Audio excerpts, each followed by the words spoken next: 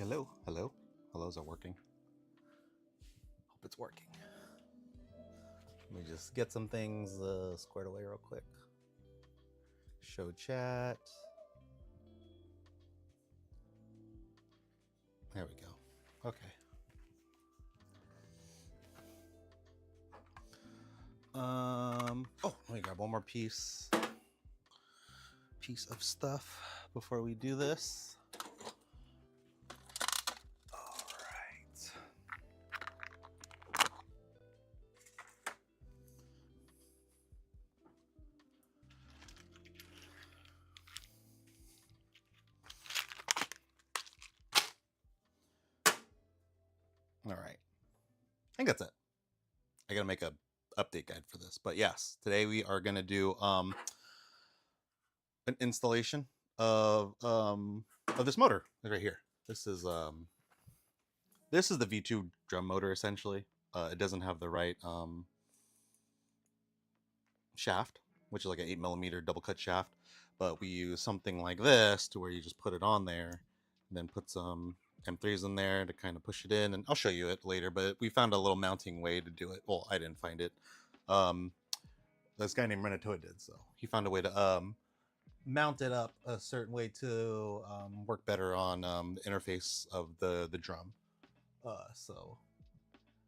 it worked pretty good. I did a few rounds with it. The hard part was really just getting I wanted the stock controller to work with this motor, and I got it to work with like a $3 part, which was like the biggest thing. So, but I also wanted to make it kind of easy to install, so I took upon Krulis's design of his backpack case, and so now we got this little thing where depending on which model you have, depending on the model, if you have this one where it has the vent in here, you can actually put this on the back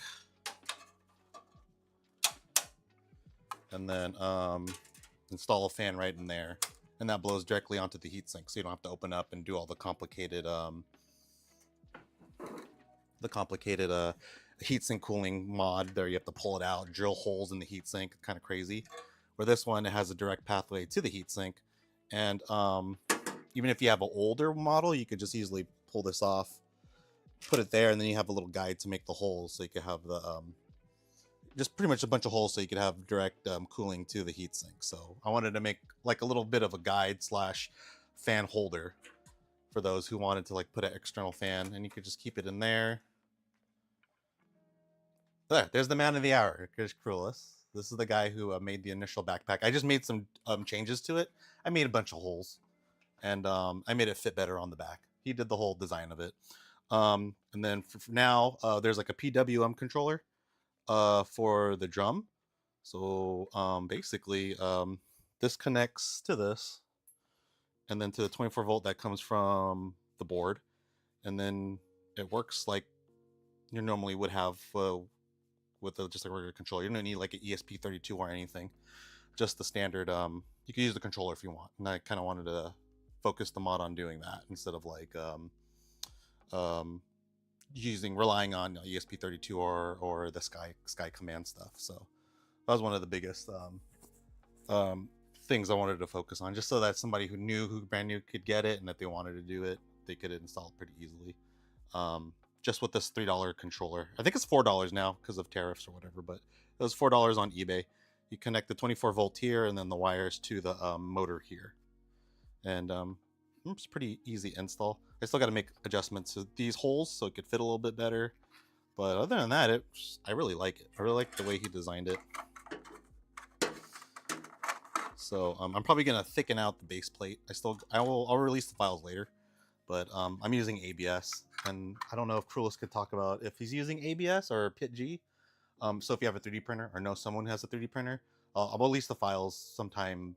What I have now, but I'm gonna update it eventually.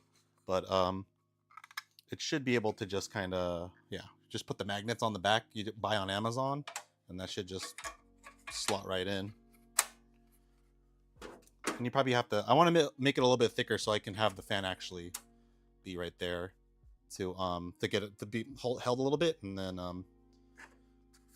this should go in like here, and that connects inside, and I'll show you how I'm going to route the wires and everything.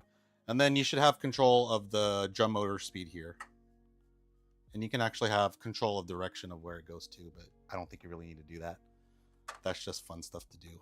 But it's like just manual control. Nothing powered by the ESP32 or Arduino Nano. So I wanted to keep it pretty stupid. But I'll give you like the settings if you wanted to add like a GPIO pin to the PWM setting so you can control it via your Arduino Nano. I mean, it's not too complicated, but there's like a few settings you have to do, so it's less annoying. But anyways, this one's a broken unit, so I have to take it apart anyways. And then I'm going to show you how we mount it. Oh, I forgot. You need a custom mount. A bunch of them. I ordered a bunch on Send, so. But it's basically the same exact mount that the V2 has. I just copied it. Figure why make it harder than it has to be.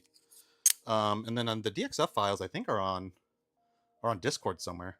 I gotta find it. I lost access to my Fusion 360 account because I lost my other job that I had Fusion 360 for free, but now it's no longer there. So I probably have to remake this, or maybe go to SetConsent and have them send me back the DXF file. So in case you were out of a country, you could replace this this mount. But anyways, I'm gonna show you how I'm gonna install this, and then let me know if you have any questions. But we'll do like the standard taking it apart and showing what's up. This one has a broken tube, heater lamp, I mean.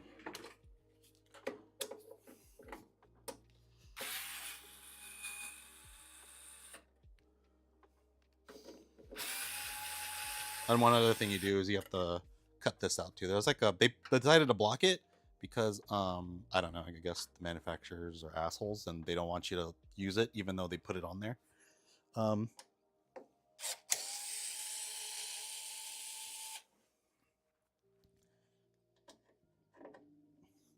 So that might be why they did that.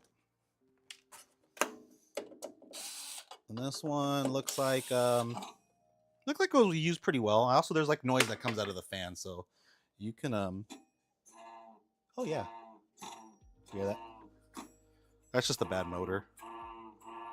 I think I have an extra motor I could. It's a press fit motor for the fan holder. So I'll see if I could.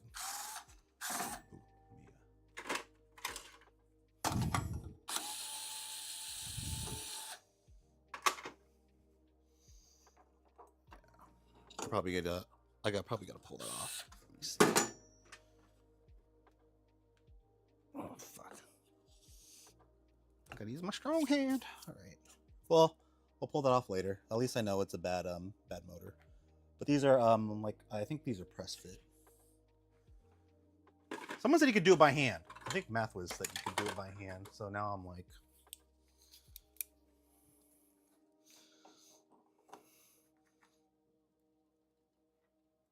Okay, whatever. All right. Mathwas has T-Rex hands, so he's very strong. I've got to figure a way to pull that out and then replace it. Or maybe I could clean it. Oh no. Yeah, sounds pretty janky. Those aren't exactly the best motors. They're like toy motors, toy fan, or yeah. Anyways, let's pull this out. One thing you want to do first, I always forget, is like you want to pull this out when you're opening the back. So give it a nice little tug. Oh, you also want to unplug it. See, this is how I cause sparky sparks. So so you want to grab from here. I just want to. Oh man, it's usually more impressive than that. Hold on. There we go. Give it a nice tug. You don't have to be gentle. We'll pull all this stuff out, and then we'll open this up. We'll show you how to take out the motor, or the, yeah.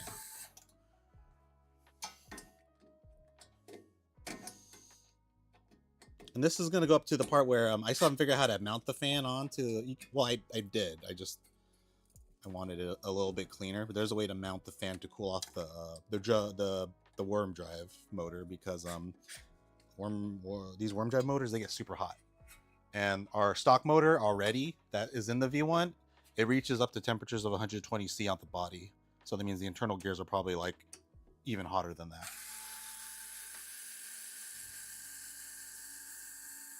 And I have like a little, I didn't stream it or anything, but I have like a graph of, I hooked up a little thermocouple onto the body of the drum, and yeah, max temperature got outside of the body was like 122 degrees Celsius during like 3 back-to-back roasts. So if you're doing like the marathon 5 hours worth of roasting, back to back, no stops, all gas, no breaks, kind of roasting, it's more than likely going to affect the motor. But the superpower of this motor is it's incredibly cheap. So if you have a backup, and incredibly easy to install. So if you have a backup one, you could just yank that out pretty quickly. So we'll take all the screws.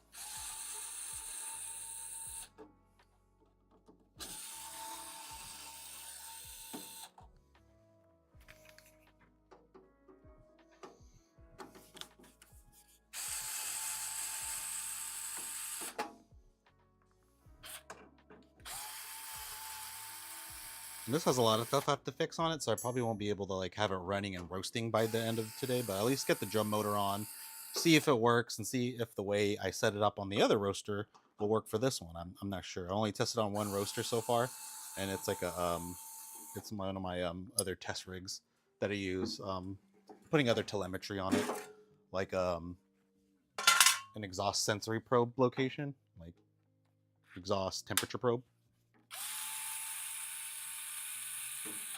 Found a way to put it on there. It's just drilling the metal pipe onto there as a bitch, so that probably won't be like a highly necessarily needed telemetry modification, unless you want to nerd out like that. It's fine. They're just fine, completely fine. Ooh. Ew. All right. So right there, see how the oil is on the case. So that's like that's all the condensation that happens if you do a lot of roasting, and also if you feel like if you direct pipe it, like the exhaust into this part, I feel like you get a lot. I see people like there's a person who lives in Temecula, which is a relatively dry place, and they had the same amount of leaking, and I think it's because they directly clamp the exhaust pipe onto here, and then maybe like condensation occurs, because I thought it was just only high humidity areas, but it's actually Temecula's pretty dry. And so I'm thinking I haven't had this issue at all with any of my roasters, and it's because I think it's because I use a hooded setup where it's like there's an air gap, and I use an Airwave that has like it's not exactly metal, it's like I don't know, like foil. And I don't get any condensation from it, so I don't know. I'm just speculating. But I do notice this is happening a lot with people that directly connect their exhaust to a metal, like to the exhaust metal, this thing. Duct. I always forget the name. Like I usually notice that when that leaking occurs, it's because they directly connected to here. They're doing a lot of roasts, and for some reason, it's probably what hot temperature, cold pipe causes condensation. I don't know. That's what I'm seeing so far. But I'm gonna wipe this down.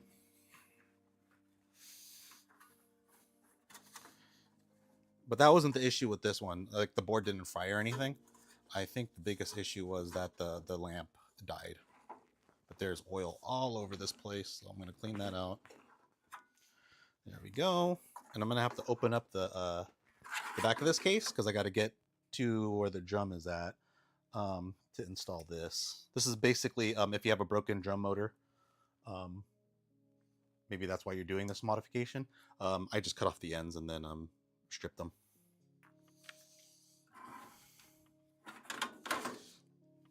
But if you like crimping and you have a crimping set and you want to do it yourself, you can always make the wiring harness yourself. I actually have a bunch of broken drum motors too, so if you want like that wiring end of it, I can cut it off and send you it. If you're in the US. Okay, so we're gonna pull off the coffin. Oh no, did I lose that? Whatever. I got another one. Anyways, so we'll open this up. And yeah, we got lucky. There's no oils that dripped onto it. I'm gonna pull this back. One of the reasons why you want to open it is you want to hope and pray that they didn't completely tape this off. But if they did, it's okay. You just got to get a little, like a knife or a razor and just kind of cut out the spot. Sometimes there's a little patch they put on it and you just peel it right off and it's really easy to take off. But sometimes they're assholes and they'll put another piece of tape over it because they hate you. I don't know why they do it, but there's like a little bit of an outline here to where this is at, and you just got to cut it. So I'm just gonna try to put this here.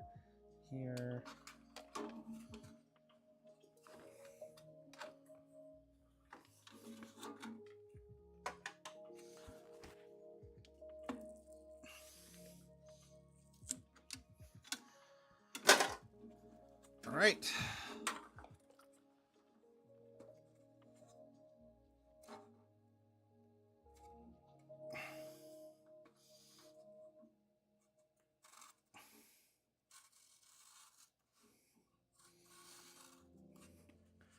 You don't have to use a hobby knife. You could use the razor blade, whatever. I just happened to film this. Happenstance.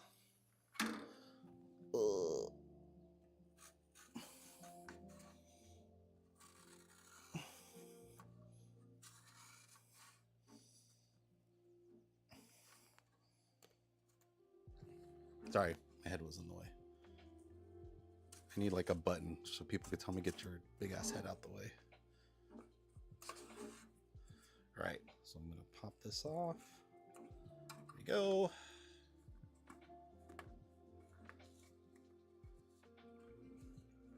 God, it's so much easier when they just put that little patch on instead of making the whole thing covered. So why would you do that?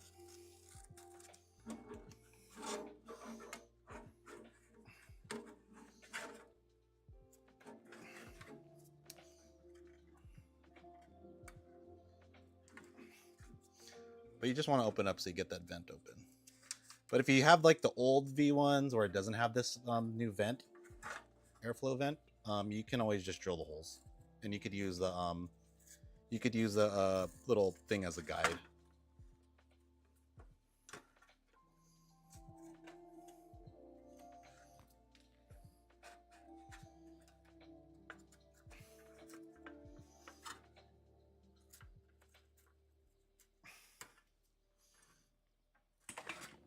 See, and a little cutout. I mean, it doesn't have to be perfect as long as you have ventilation over there. Because all you're really doing is stay.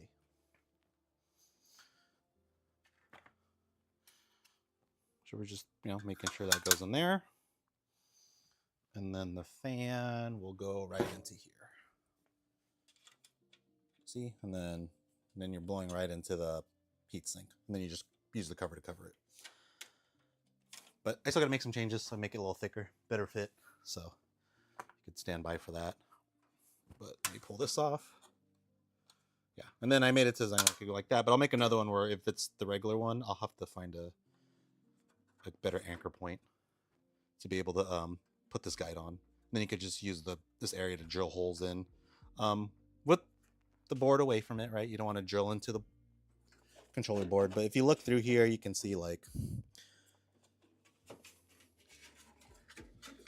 just how much that's exactly what it's meant for. The heatsink is right there. It just blows air right into it. Anyways, let's move that out the way. So let's go ahead. We'll take out the drum motor. Very simple design. Really interesting interface. So pull this out.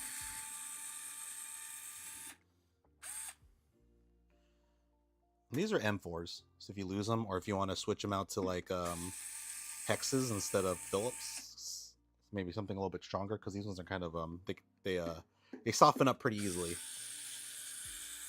And they strip really, really easily. And this is I'm using a PH2 driver. Don't try to use like a small one. The last thing you want to do is ruin this.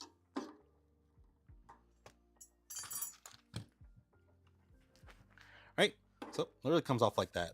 It's a double cut 8mm shaft that goes just right into there, and it connects it right there. Just plop. So let's pull this off.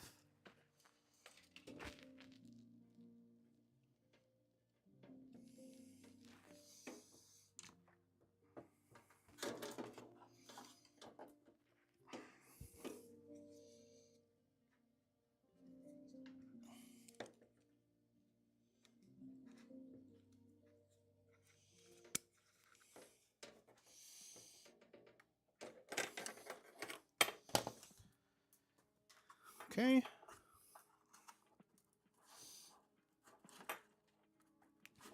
Best way to pull this motor, this board out is grab it by the thick heatsink and just kind of pinch and then pull.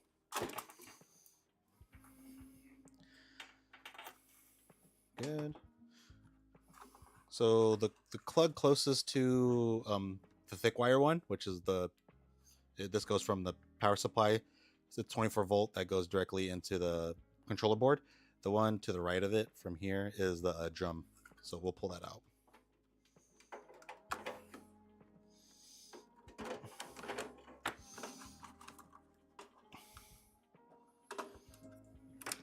See? So if you have a broken drum motor, just cut these parts out, and then you can just adjust the you get a splice it basically, strip them. I mean, like I did here. I just cut those out, put it in there, connect it into here. Put this back right here.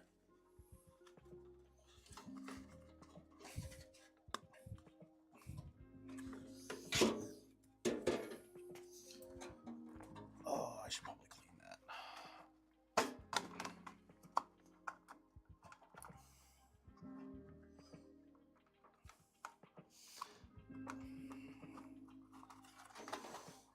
Good. All right, let's put this on. So this was just like a little coupler shaft. This is going to go right here, and it's going to use M3s to kind of hold it in place.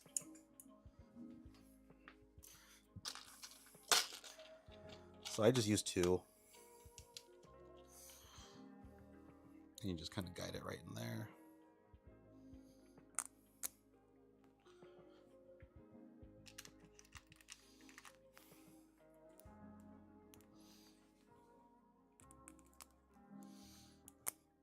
Like that, and those will go right here, but they're kind of going to be wiggly if you don't secure them, so you want to use a 3M to kind of hold it in, and this will actually fit in the slot as well, these little 3M nuts.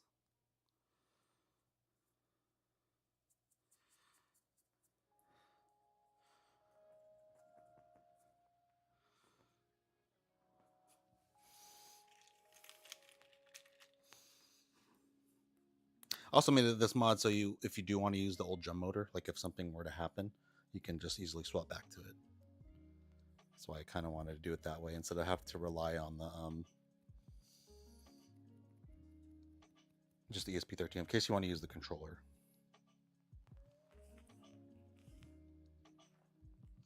So I just usually hand tighten those right there.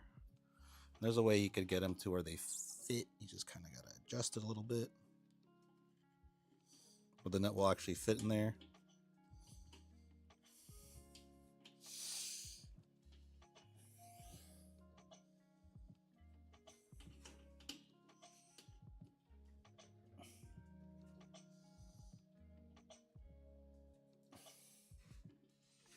And then it should go up flush right up against it.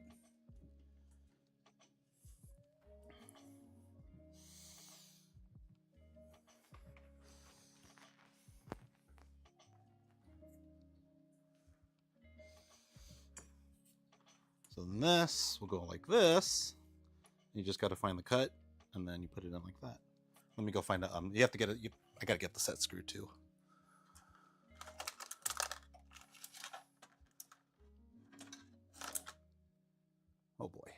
set screw. They usually come with set screws. I had a whole bag of them, but I do have other pulleys I could use. They're set screws too, so I'm not too worried.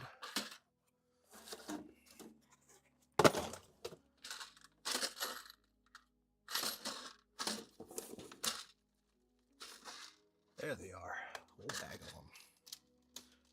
They should send you 2 set screws with them.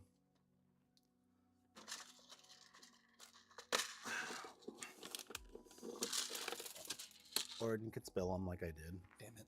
Well. All right. So now, yeah, there it goes. Got the little set screws. Make sure to always keep one on the flat, so don't move.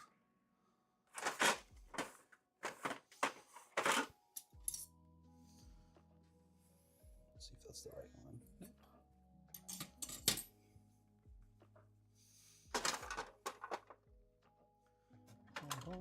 Bum, bum, bum.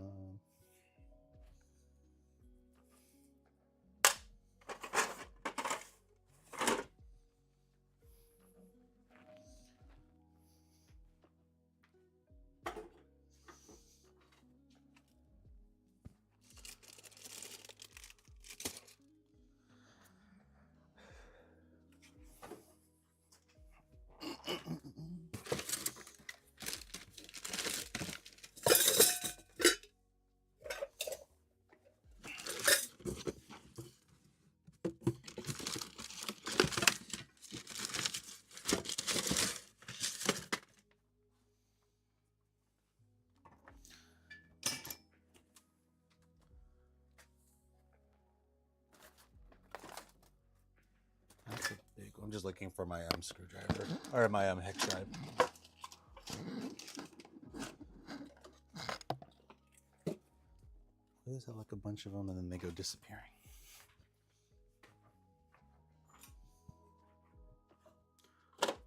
What's this? Okay, there should be one in here.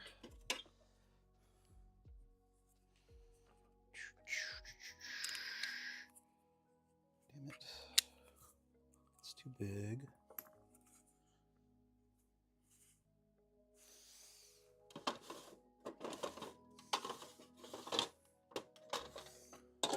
That's too small.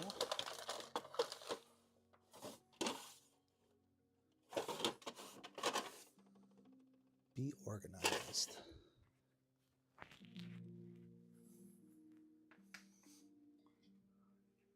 Oh, there it is. All right. Oh, that's a thick one.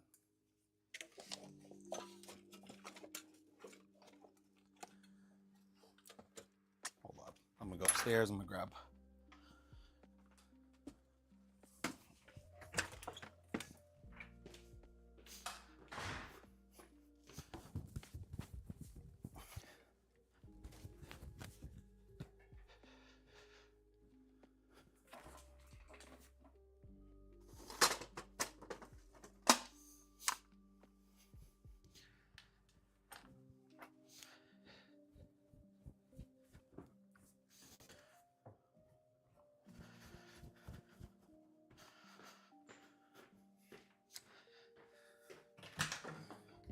Yep, they always migrate upstairs.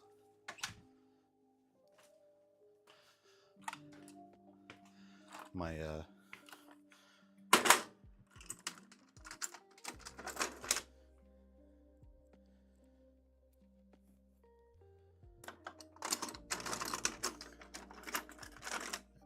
it?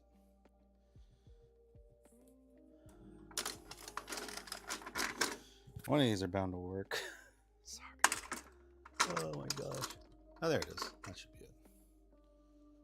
Cool. There we go. So set screw. Get it on the flat.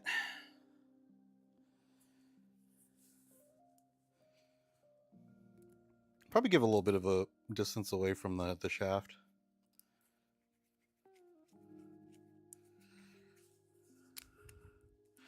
Oh, there's a little bit of a piece of metal stuck in there.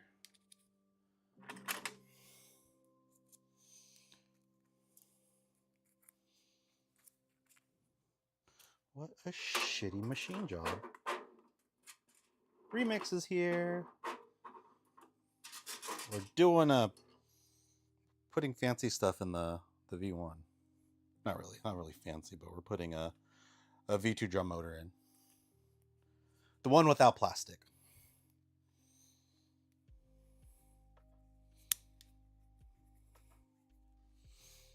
Oh shit, is this not the set screw for it?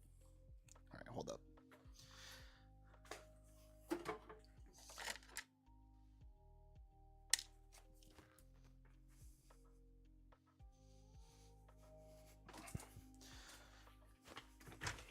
I got like a whole thing of set screws I need to find.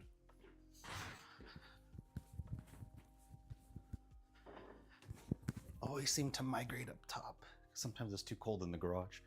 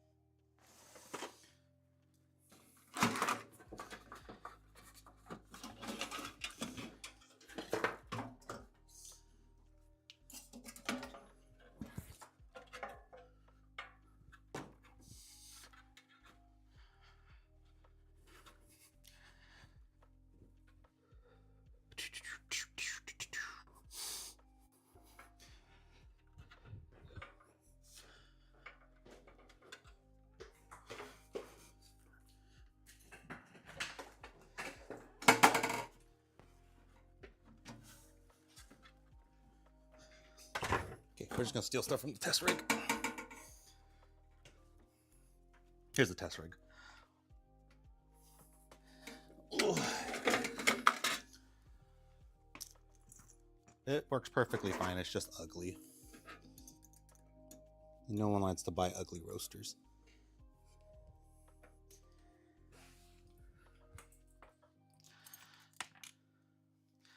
Yeah, V1 point something. Then you have to use that atrocious, well, it's not atrocious. The controller board is kind of whack, though. So yeah, put it in the flat. Tighten it up. I'll use one for today. Although you should use two. And that should mount like right up into there. But you will need one of these. Basically, it's the same exact mount they use on the V2. We just copied it.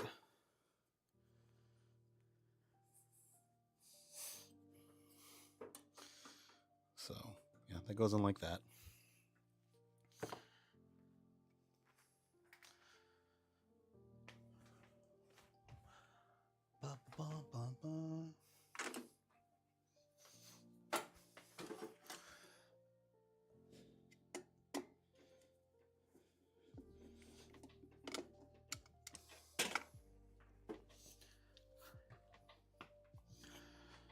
Here's like the original like 3D print design before I sent it off to Senkansen. Which Senkansen has been a godsend for like DIY tinkerers. It's a place where you can, use their services to do CNC stuff.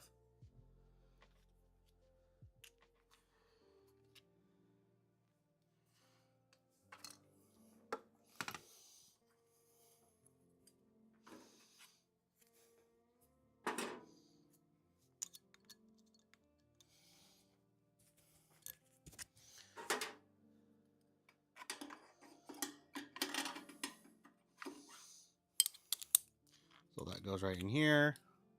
We'll use just regular M3s to screw those on. For this project, I probably would just go to Amazon and buy a bunch of like a little mini pack of M3s. They're like 20, I don't know, like 10 bucks, 9 bucks.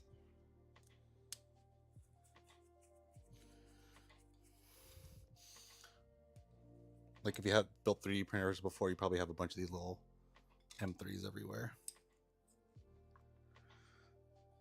And that could be your starter kit for when you do another project. Okay. If it's a little loose, you're gonna have to put like a little. That one's a little loose. You gotta put like a little washer between. actually have smaller ones.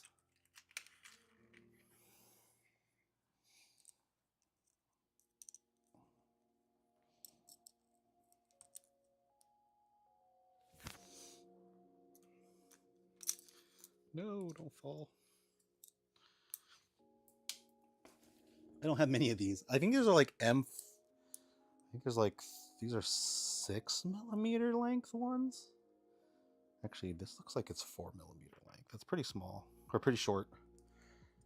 Pretty stubby.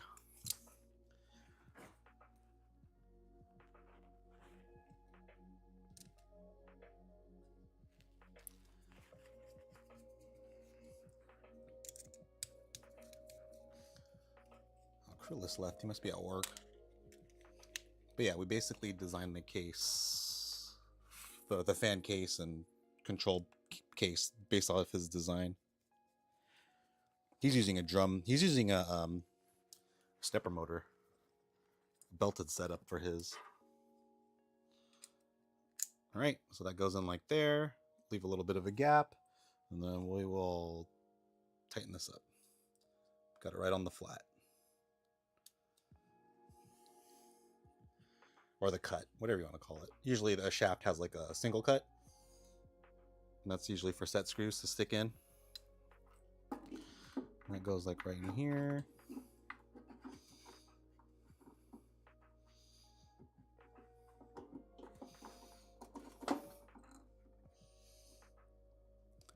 So that's a little bit too much space, so I have to push it back a little bit more. Just so it's flush. A little bit more. Wow, I think I have to make it flush all the way. I thought I'd leave a little bit of a gap. There we go. Good. And that looks like it's sitting on it pretty well, so let's put these screws back in.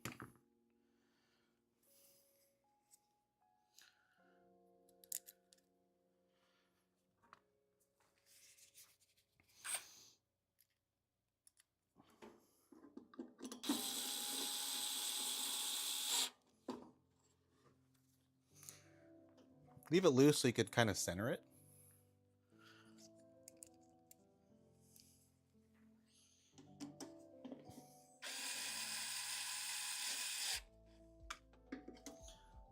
That's good and centered.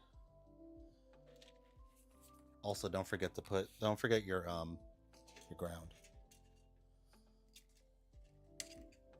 So you get no shocky. That's what I assume it's for, right?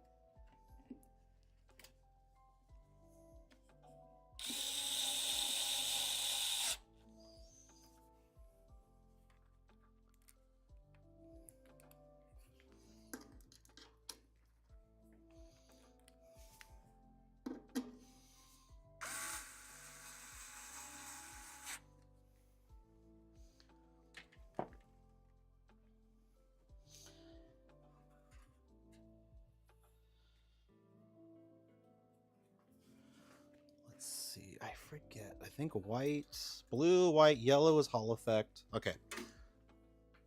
So when you're doing the wiring of the motor, so I believe yellow is Hall effect. You know, you got your ground, your voltage or whatever VIN, and then this is direction, and this is PWM. So this is the thing that sends the pulse width modulations to get it moving. I tried using the Hall effect. It doesn't really work that well, so we'll service loop that. Well, let's cut it and then we'll service loop it.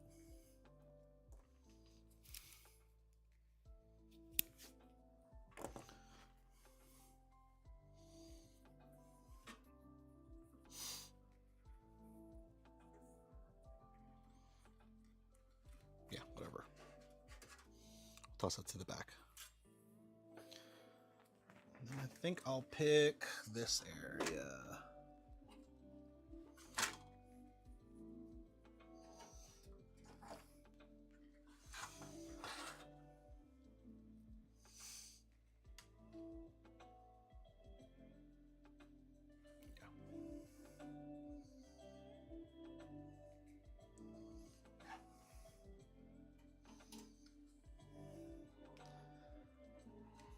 can't remember if I drilled the hole bigger on this or if I put another hole in. Oh no, mine was all open for the other unit. So you might have to drill a bigger hole.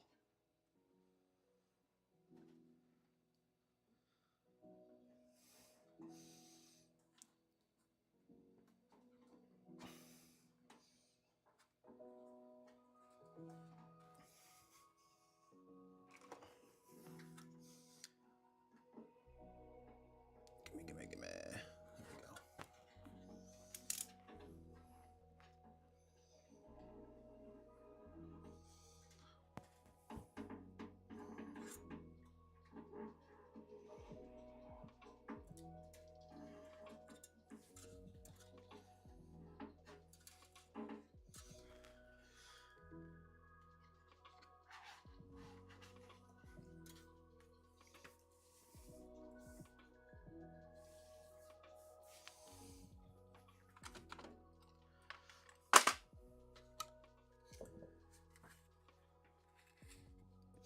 I'll leave a link to this board. So that's the board that's going to be doing all the PWM, controlling the speed.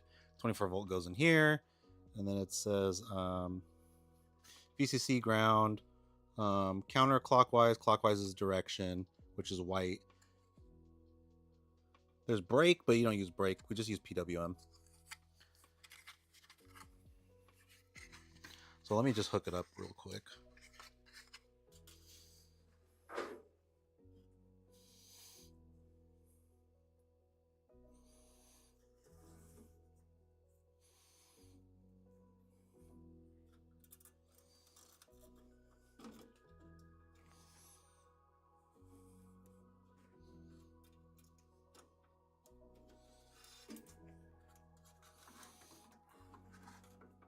Should be enough length.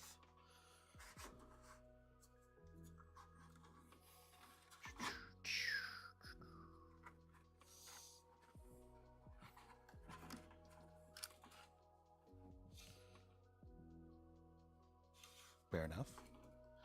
I don't think I have enough to get the bigger hole for it. Oh well. I'll drill some hole another time. Good. Trying to figure out where I'm going to lead these wires out, but I do want the fan to go here. Probably come out this way. This will go right here. Right? Good. And then just a little control here. I think I have enough wire for that. Yeah, I have more than enough wire.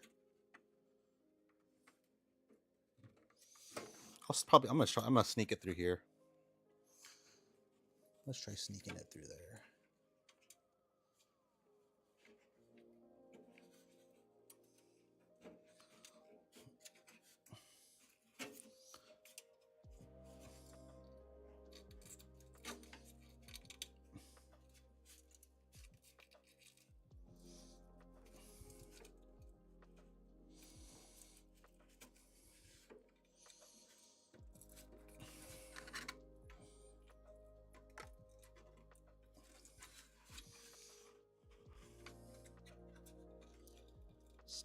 Sneaky.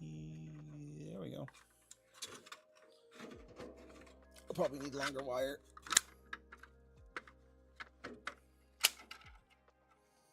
But we'll take the fan out.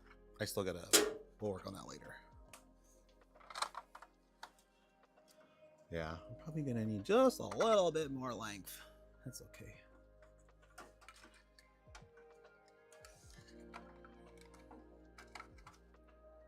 Yeah, because that's to reach all the way down to here. But these should be fine. These will go through here, through the bottom. And they'll connect through here.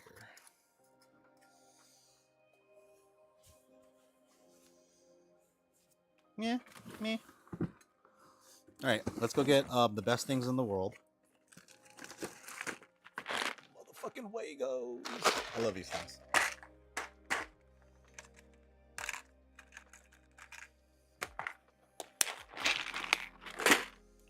So, I'll pull this out.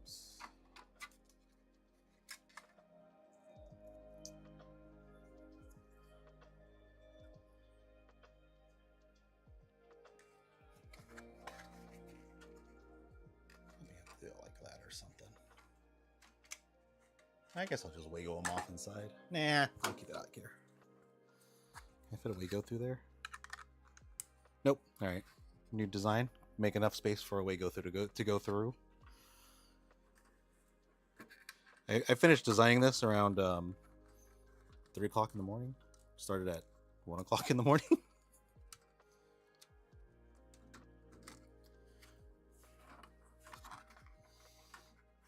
Anybody roasting anything fun? No?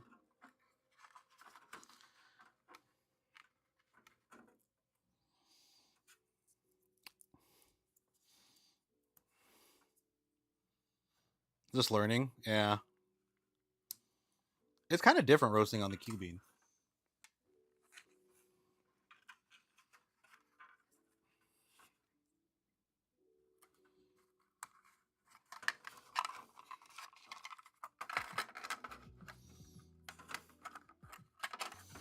Cool.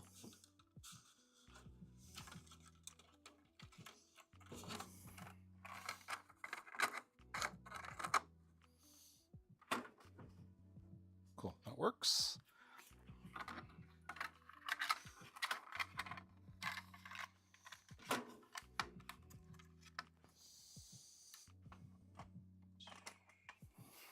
But I do like roasting on it.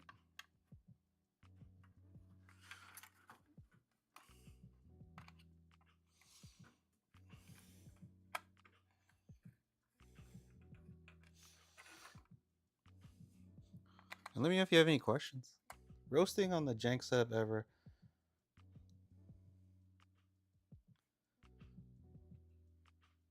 It's a community.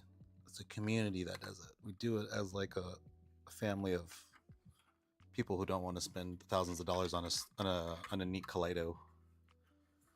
Great units, just I can't afford them unless they're used. I do have one. Sorry, I do have a Kaleido.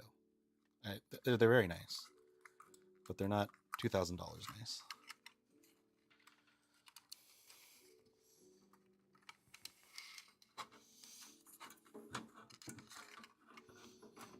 I like bullets too, but I don't got bullet money. Yes, I love, and yeah, I do love that we all like modding it, and I also like the fact that the vendor doesn't, the manufacturer doesn't exactly like what we're doing, so we're doing something right. All right, I gotta pull the board out. Well, this might be a good time to show y'all how to hook it up.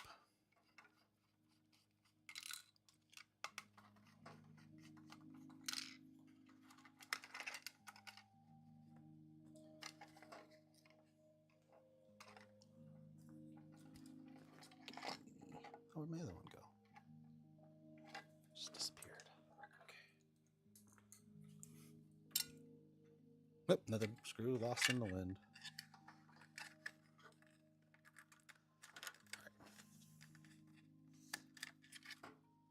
Stay.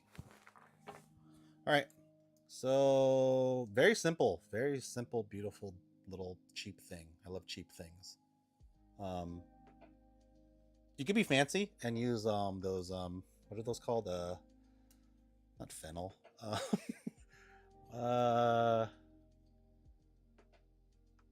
forgot what they're called. Something connectors. Like they crimp on and they have like a little stub at the end. Oh god, I gotta think of the name. We use them a lot in the Voron community.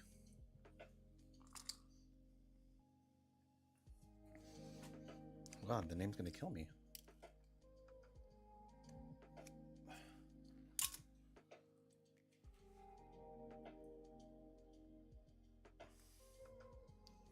They're not Phoenix connectors. Something terminal. No.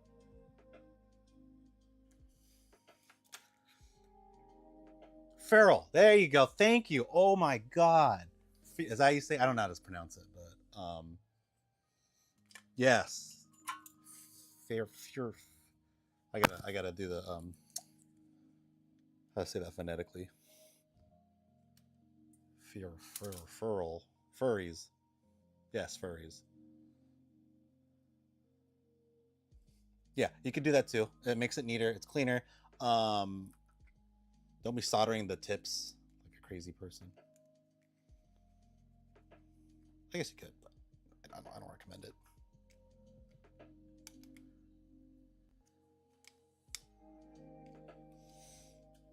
Furl, fear, fair rule, feral.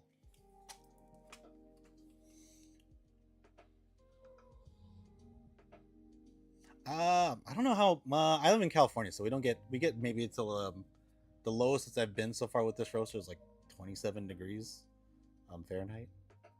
I don't know how to convert that to real people units, but yeah, I roast in centigrade, but temperature wise, it has to be in like outside temperature wise, it has to be in like Fahrenheit for me.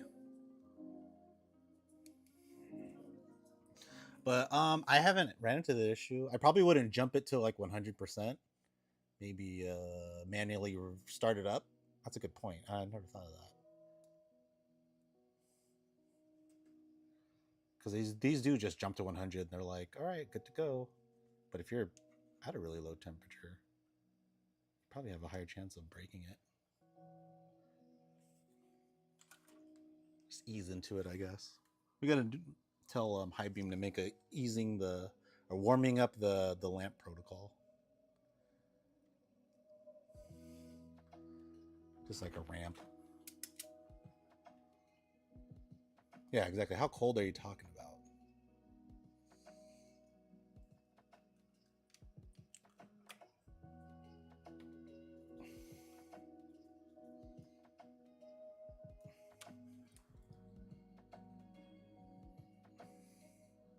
All right.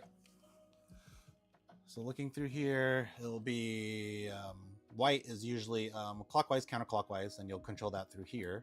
And then you'll have PWM sends the signals out to the motor and controls it. And this is just the power, so ground and voltage.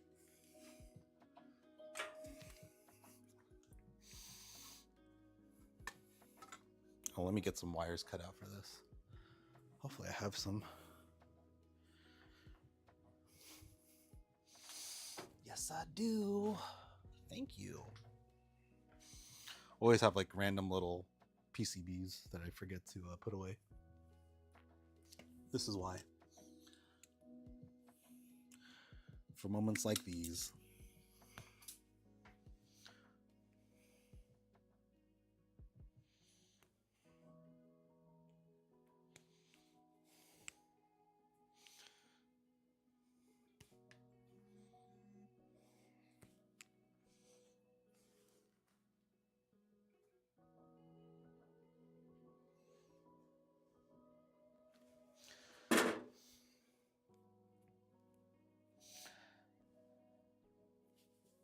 So I'm just gonna connect these two. So this takes up to 24 volts, so 8 to 24 volts, which is perfect because that's what our power supply is.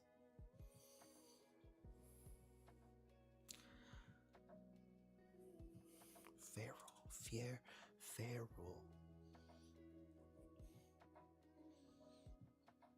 Be Maticus, you should teach me the way of how to pronounce it. Feral? Feral?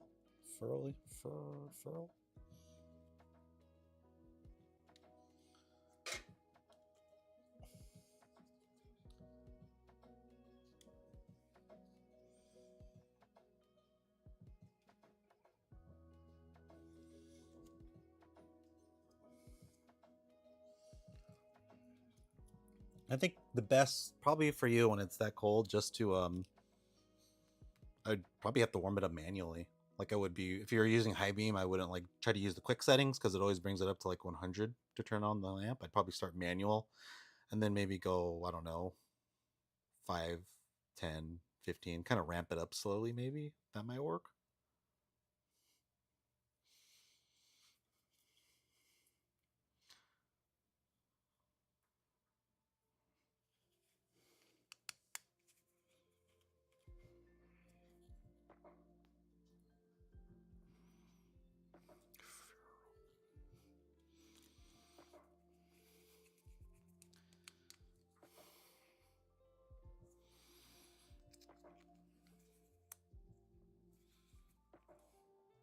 That's good. That's good.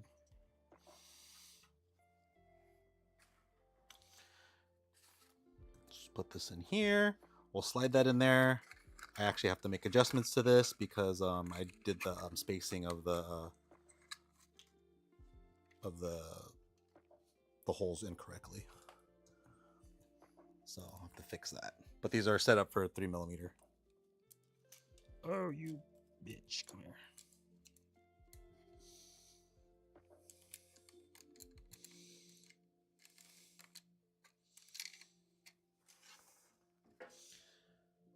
Okay, I did this perfectly a while ago. They all fell in perfectly fine. Right into their holes. There we go.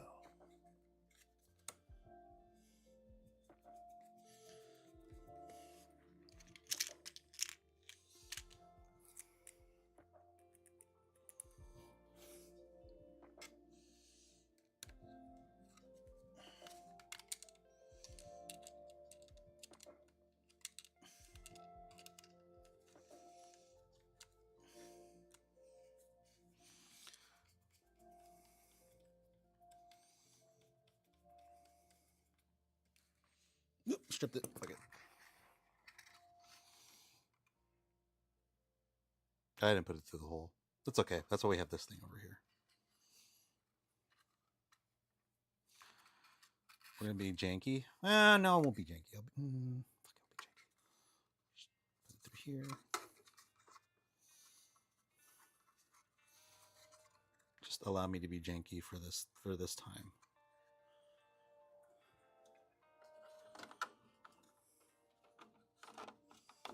Okay. I'm gonna get like probably some sleeves to put around it, but yeah, kind of look like this, and then I'll just be ghetto and I'll hide these later. But for now, I just want to get this thing running. Okay, there goes there. That goes there.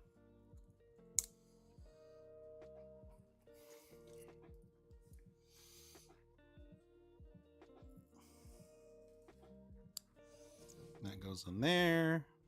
Ground to ground. Okay.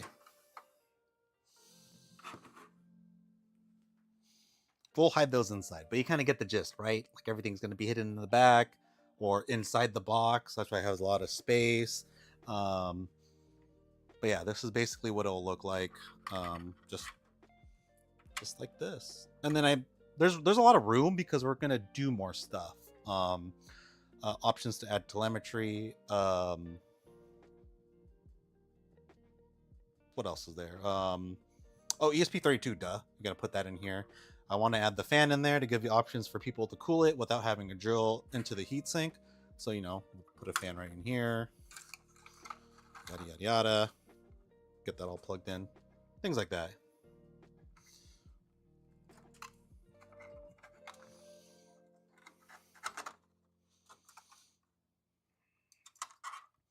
And then this actually, there's a way to screw it in. I still have to do that part. But that's pretty much how it's going to look like. Let's start it. That should be ready to go now. Actually, let's go look before I burn down my house. Let's go look at the wiring diagram. Let's be good.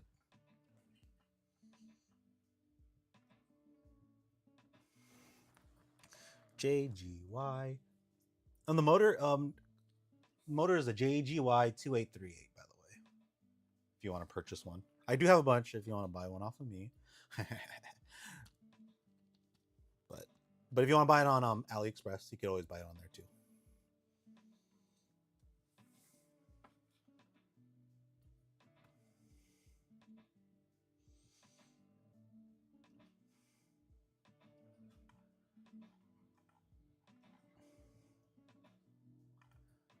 JGY 283. Okay, come on. Sorry. I thought I downloaded it, but I think I downloaded on my laptop.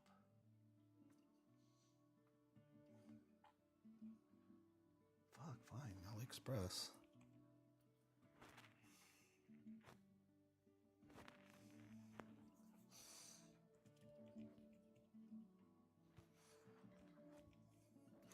2838. Oh, yeah, 2838. Who did I purchase it from? Brightjoy? I think Brightjoy is the name. God damn, they go up the price? How's it $30? Tariffs.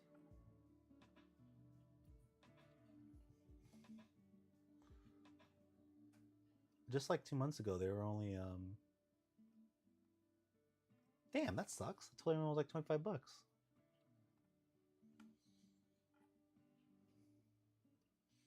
Yeah, they're selling for like 30 now. I didn't know they changed the price already.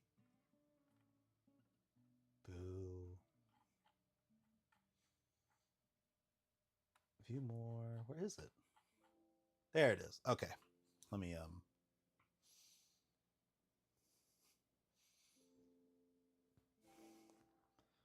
that's not it. Let me get you my window screen. Let's take that out. Let's add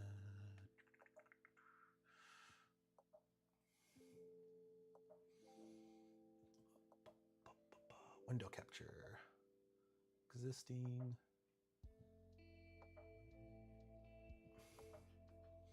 Okay, so here is the wiring for it. So yellow signal.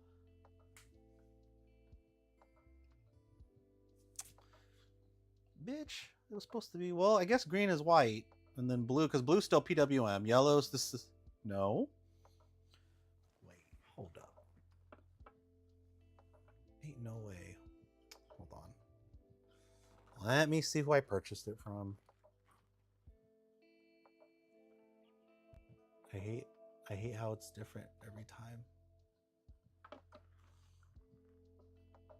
There it is. Bring Smart. Bring Smart. That's what they're called.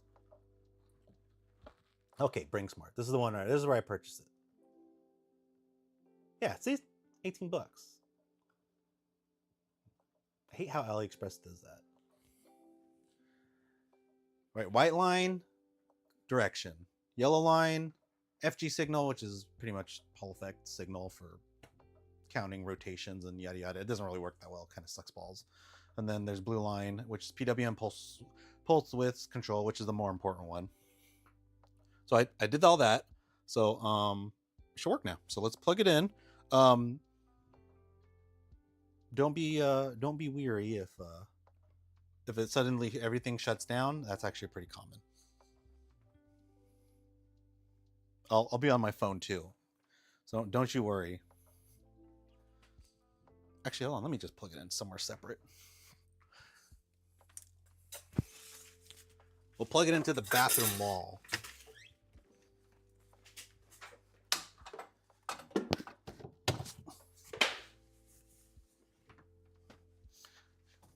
I don't have a legit streamer set up, so let's do this. Let's grab here. Okay.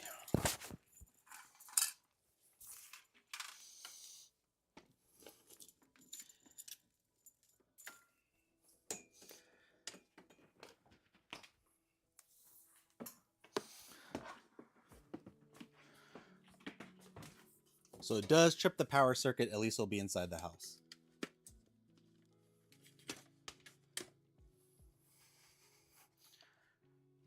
What time is it? 10:57. Perfect.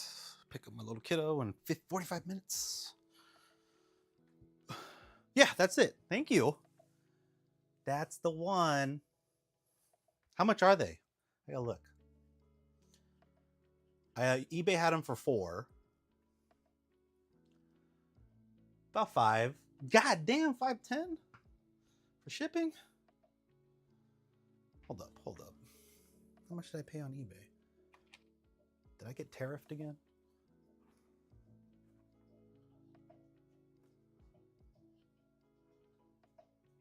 Oh shit. Yeah. Oh, that's why I bought a lot. Okay. Damn, I got group buy that too. That's some bullshit. I try to make this as like affordable as possible. I thought I got a good price. Oh, I did best offer, and I got it for really cheap that way. So here's the eBay link. Or should I just buy them all and sell them to you at a profit? Here you go. Here's the eBay link. At least they come out of the US. So maybe you support a guy in New Jersey. That's where I bought mine. Okay, everything looks hooked up correctly. I hooked it up somewhere different so I don't blow stuff up. Let me connect it to a controller.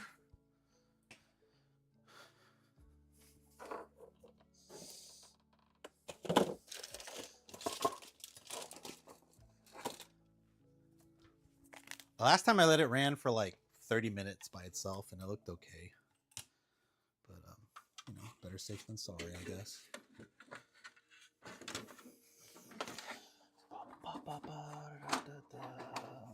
That was on my tester again. So this is a new board. I don't know if it'll work or not. I'm really hoping this works, otherwise I wasted a lot of time setting this up.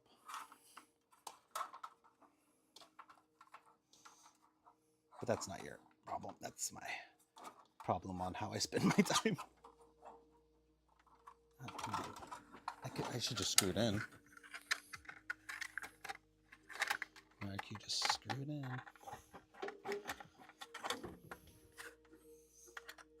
Okay.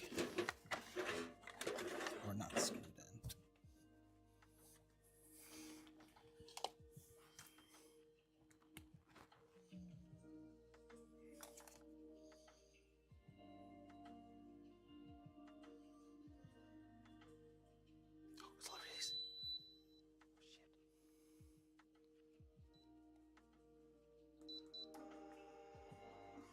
Yay, it worked. Let's see if I open this up and if there's magic smoke.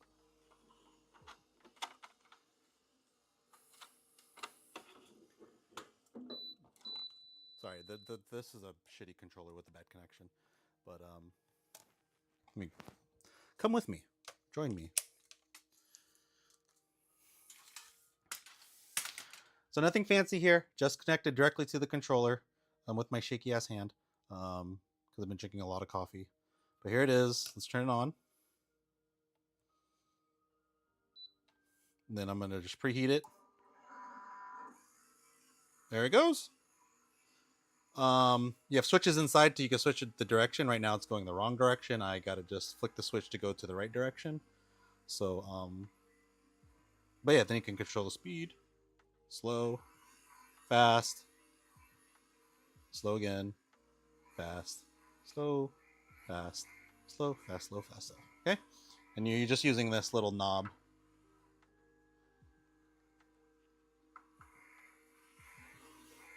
You could be cool and hook it up to your ESP32 so you can control like, you want to add 70%, 30%, 40%, 50%, whatever percent you'd like. You could do it that way. But if not, then you can just set it to one setting and then have at it. Or you could be cool and like reverse the direction when you're done roasting. There's some roasters that do that because it takes the beans out a little bit better, but they're set up that way. So you don't necessarily have to do that. But right now, this is just the basic setup, how to get it set up without using anything like a Arduino Nano and ESP32. If somebody just wants to upgrade their unit and not have to worry about, switching from the beautiful stock controller that I love ever so dearly, that's an option too. And that's why we're here, I guess. It's preheating, but the lamp's broken, so that's a whole nother issue I got to deal with. But yeah, it's basically how you install it. With this kind of pretty little case that I made, that Krillus made for us, and I adjusted. And it's magnet, so you could just, pull it off. You don't have to stay there forever. But yeah, let's turn it off. I'm gonna adjust it. So there's a little switch inside that says CW counterclockwise and clockwise. So I'm just gonna flick it, and then I'll put it back in, and then it should rotate in the correct direction. Good.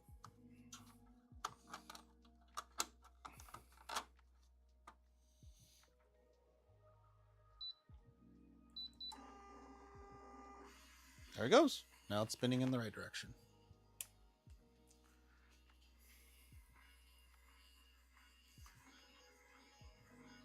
So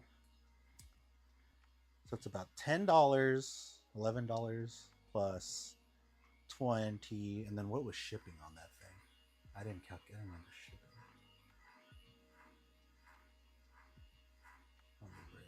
Shipping was $11.39, so it was kind of expensive. But I do have these motors too. I got a box of them, so if you want to try it out with the mount, we'll try to keep it at that same price. We'll keep it nice and affordable for everybody. Whoever wants to try it. Not to say that you need to do this. You don't really need to do this mod. You can get away with the drum motor works fine.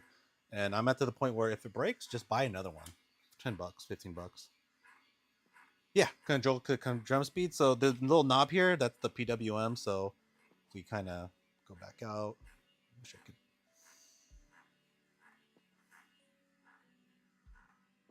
You could go really slow or really fast. Or turn off. No, you can. Okay, so you can have if you want to do it to high beam, you would just take that blue wire and that white wire, and you'd pick a GPIO pin. Then I give you the settings for it, and then it'll control it that way. If you want to do it with Artisan control or something like that.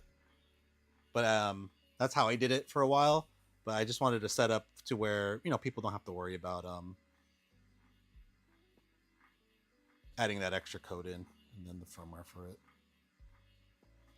It is different though, because usually it's full speed is like 255 when you do something with PWM, but for some reason full speed on this is 0. 255 is off. I don't know why. But yeah, I was controlling it with high beam Artisan. I had it. I just soldered it into the board and then used like one of the extra pins for control. I really think you just need the blue one. There's a way you can connect it to ground where it'll just stay to counterclockwise.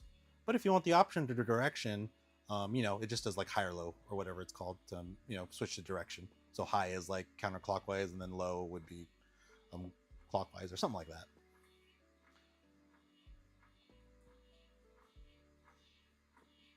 Oh my god, I gotta find out where I put that code at. I had it working on it pretty well. I just didn't want to yeah.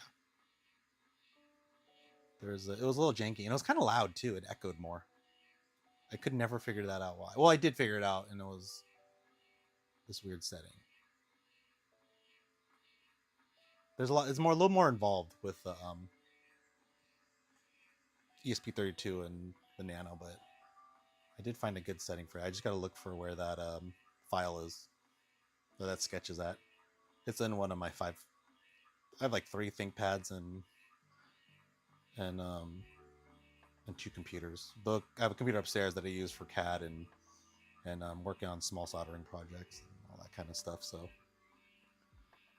yeah, that was the only tricky thing about it, was just that part. Other than that, it was not too bad programming it into the drum section of the sketch. Yeah. Anyways, so yeah, I don't know what we're gonna call. I don't know what Crewless wants to call this, but I'm just gonna call it our little backpack mod, and just build off of that. I just wanted something you could attach easily on, not have to screw it in. This uses magnets. You can also use it as a guide to where you want to drill your holes in case you have the old style V1 where it doesn't come with the fan slot. So you would just literally drill a hole and then put the fans in through there, and then wired it up 24 volt. Yeah.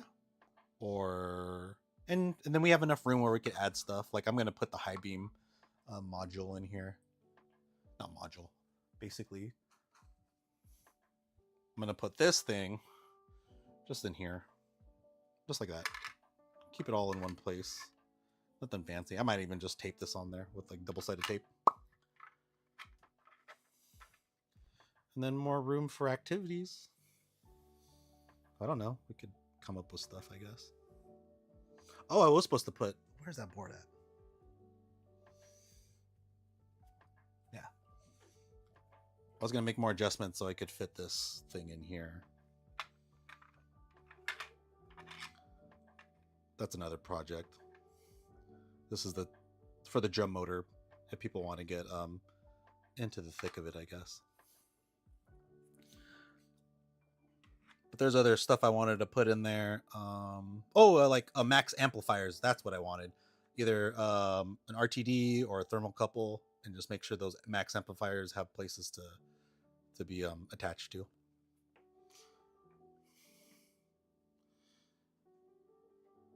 So another thing that I'm gonna try wasting money on is because you know how they sell individual units of the bullet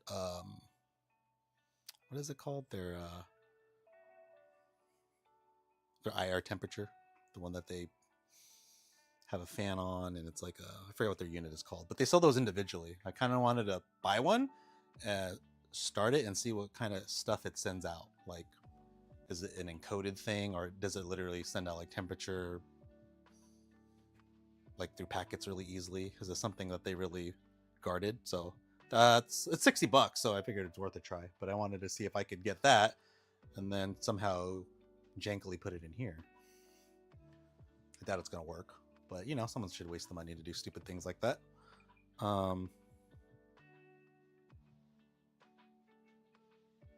But yeah, maybe that's another project later. I don't know if I'm gonna do it. I heard like Rob Hoos talk about how they were gonna open that up to other roasters.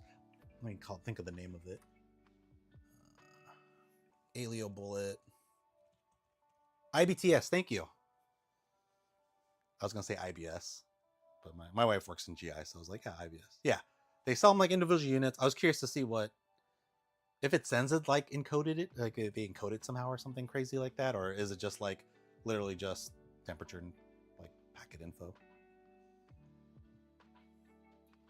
But it's a little different. I mean, it's built for the bullet, so it probably won't really work well in our unit, but you know, just more fun things to do, I guess.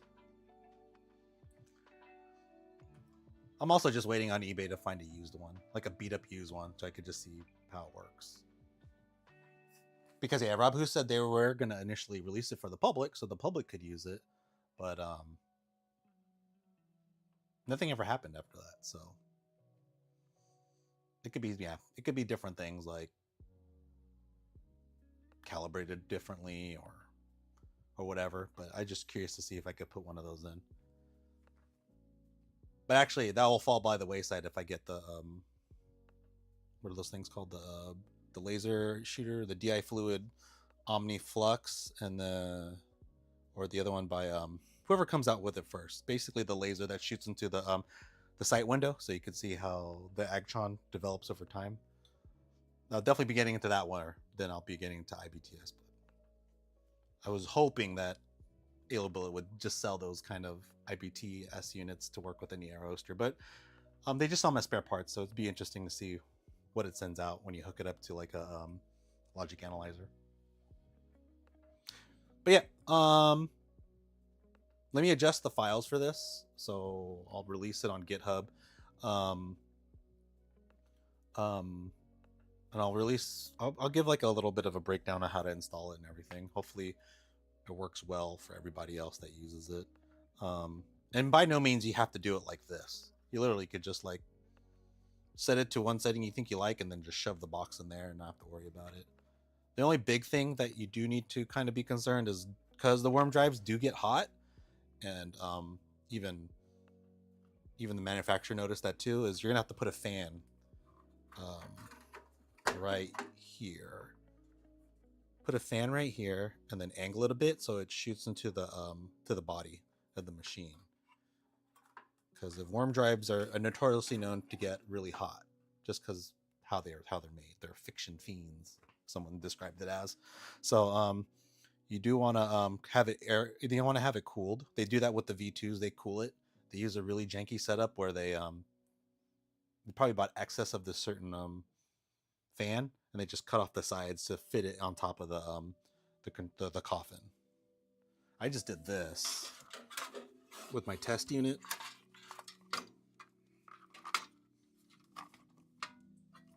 I'll try to lift it up.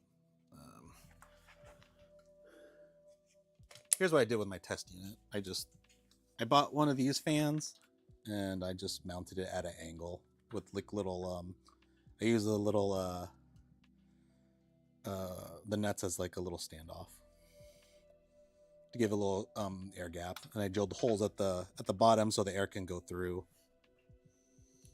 So yeah, and that cooled it off pretty well. It does pretty good. It's not really, you can't really hear it. And here's the test setup. I put a little thermocouple right here to get like readings of that over time to see what it like when you're roasting and seeing how that the heat changes, especially when you like go to first crack. That's just a big exothermic reaction, and you should be able to like kind of see when that occurs, right? Because the temperature should go up on the exhaust, supposedly. I don't know. We'll have to wait and see. I just haven't had time to play with that yet because I want to do the drum thing.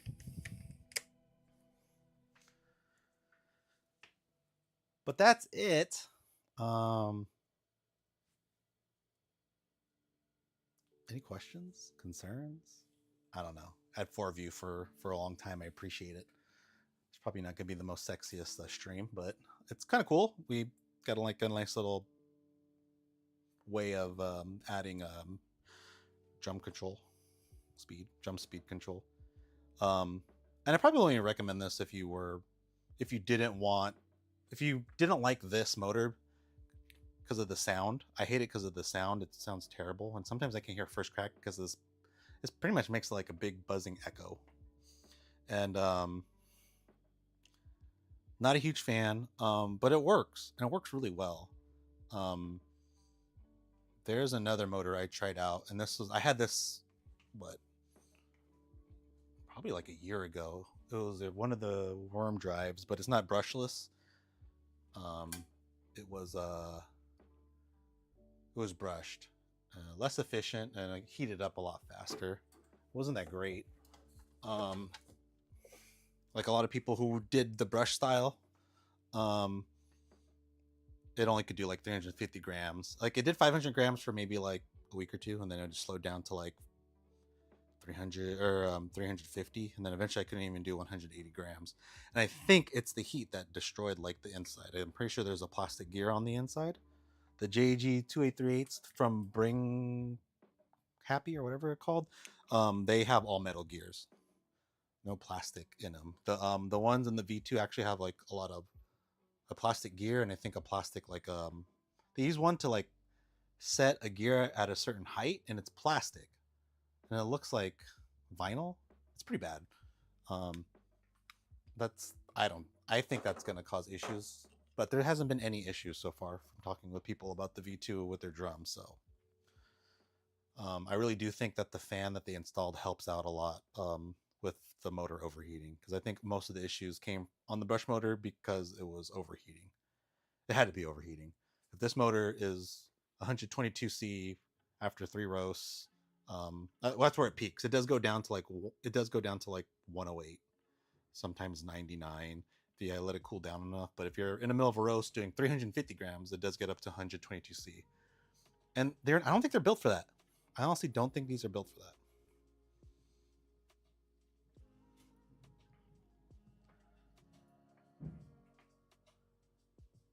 Yep, that's a 310 fan on the top. What the spec of the bulb is? They sell the bulbs on AliExpress, so you could buy it through there. But if they do run out, it's like you could tell the vendor. You could show a picture of the vendor and say it's like 220 centimeters or something, millimeters bulb. It's some kind of it's 220 something, and you just send them the dimensions and a picture of it, and they can get you pretty much an equivalent bulb for probably like 50 or 60 bucks. It just costs more because it's like a one-off. But if you buy a lot from them, you can get a pretty good deal. I was supposed to be getting near infrared bulbs from Haha Sky from Taiwan, but I don't know what's going on. Probably got busy. I know. He did send me the information for that place, and I got a little tariff scared because I did like try to place an order, and for like it was still a lot. It's still a lot to the point where it's like, is it really worth it, or can we just buy him off of AliExpress for now? Because there's about like $25-$35 on eBay or AliExpress. But yeah, for sure, whenever the company does go down, I'll more than likely group buy a bunch of bulbs and then slang them on the side.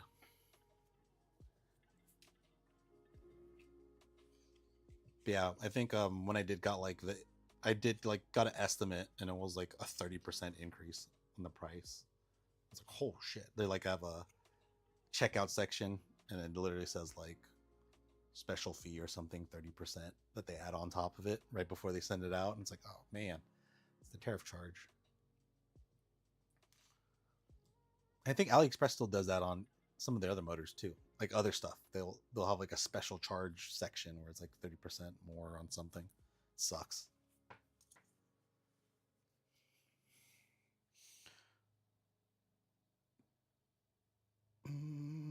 Yeah, I'm gonna tape this in. I'm just gonna tape this high beam thing in here. I'm gonna run it.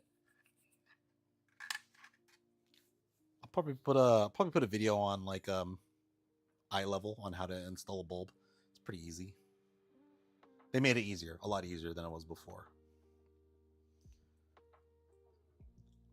When they used to have the long wire bulbs like this one.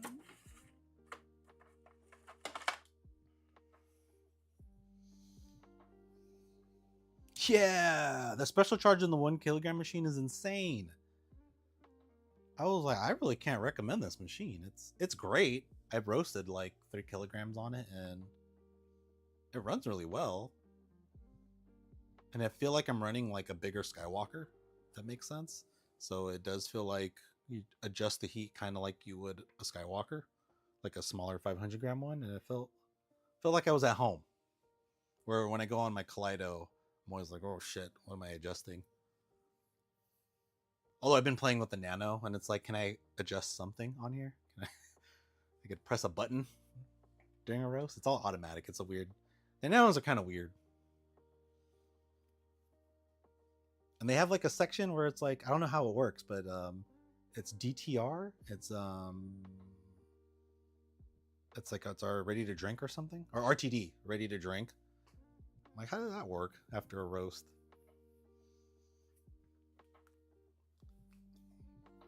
Because I get you can drink it, but what setting do they do to make it ready to drink by the time you're done roasting?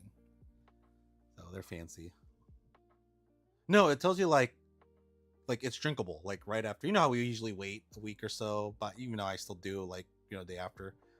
They have a setting where you just roast it, then you can let it rest, or you could do ready to drink mode, which it does something, and it makes it ready for you to like use as an espresso or cup of coffee.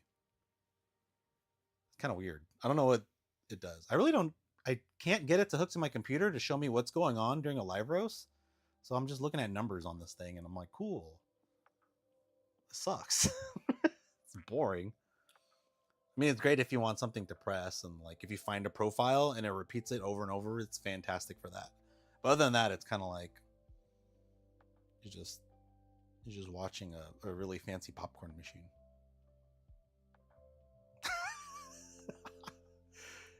That's probably what it is. It's like, yeah, we're gonna take it to French roast, and yeah, everything tastes like shit at that area, right? I'm just kidding. For all the people who like dark roast, I'm kidding. Dark roast is fine. There's nothing wrong with second crack.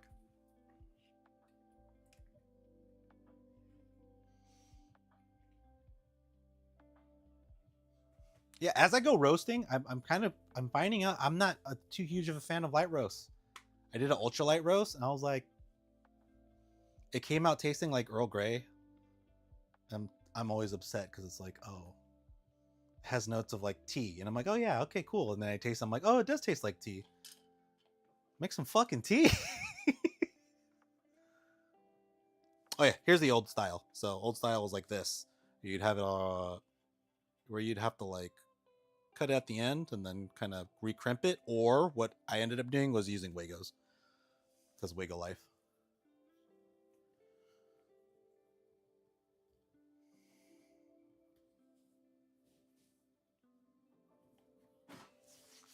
You know what? I thought I would be all about the light roast life, but I think medium, and maybe sometimes depending on the bean. Not Robusta. I had this Robusta. I had a bad experience. It tasted like I was it reminded me of when like the California fires were going on, and I'd go outside and I would like literally taste smoke. It always brought me back to that when I was roasting a Robusta at like close to dark. So not a fan of Robustas. But other beams that have gone around the darkish area, maybe close to first, second crack, um, they're okay. They're pretty good. But medium, I feel like it's where it's at. Like I can get all those like lighter flavor notes. Um, like there's some Ethiopians like when they get the like that fruit forward blueberry bomb or whatever, and like I think Cam, when he used to be on here, he was really selling that stuff, and he's slanging a bunch of us to buy it, and it was really good. And I liked it closer to medium because it was kind of sweeter, but it was also you could taste those blueberry notes. But if it was a lighter roast, it was a little too acidic for me, and it was just too much floral taste. It tasted like flowered blueberries, or when it got a little bit darker, it tasted like sweet blueberries.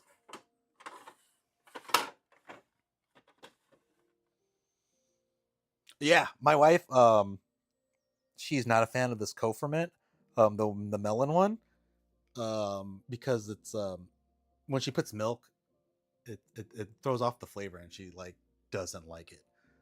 Like it's like it tastes too melony or something. She hates it.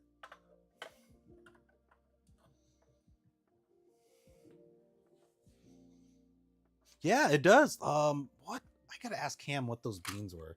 He had these like insane like blueberry note beans, and I put it in an espresso shot, and like that was one of the few times like I could tolerate drinking like a straight up espresso shot, and it was really like the flavor came, the blueberry came out really forward, and then I'm using fancy words now, but it came out. You could tell above that it was you could really taste the blueberry. I don't know if that's just like yeah, if that's how it works with blueberry, like Ethiopians or whatever. But I noticed they're always saying like, oh, they're a blueberry bomb or whatever. And there's some flavors I can't taste. Like someone said, oh, it tastes like pineapple. I'm like, that's a shitty pineapple. But there's some flavors I probably got to get more exposure to.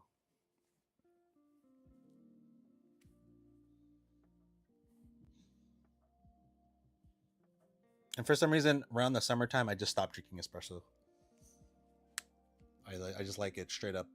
I have a Mocha Master that we use every day, and then I have X Bloom if I want to like critique my shots and just see how it tastes.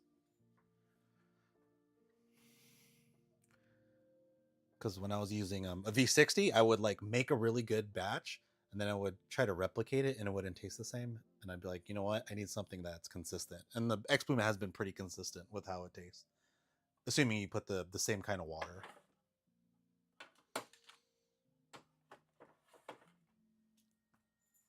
I feel like yeah, chasing the half the fun. I feel like I've been getting more into co-ferments, and I probably shouldn't because I feel like that's gonna be a detriment to what I can taste. Like because they're just so on the nose with the taste. Like, oh, this tastes like white gummy bear, or this tastes like peach rings, just without the sugar, kind of. But I feel like it's gonna ruin my taste over time because I'll be like tasting something and I'll be like, it's supposed to have like caramel or notes of cocoa, and I'm like, I'm not tasting it.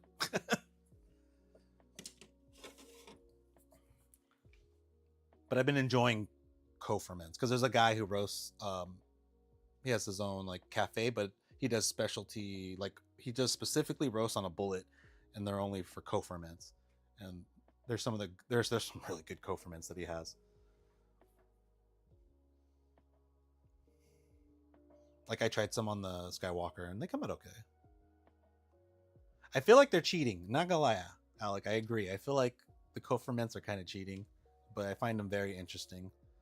Especially my favorite one is like this white gummy bear one where it's just like holy shit, tastes like a white gummy bear.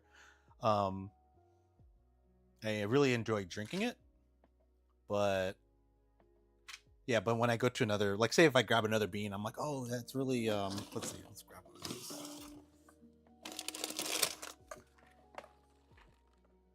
Yeah, they'll be like walnut pistachio cookie, and I'm like, I don't taste any of that.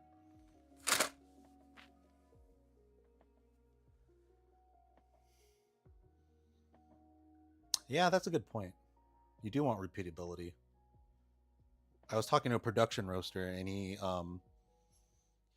for like I guess normies, he says it's really hard because there's not so many people like specialty coffee, but there's a shit ton of people who are normies who will buy um consistent coffee, and usually he's like, and to be honest, dark roasts, even I consider them dark, they consider a medium. They sell a lot better than when I try my medium or light roast because the flavor is a little more consistent.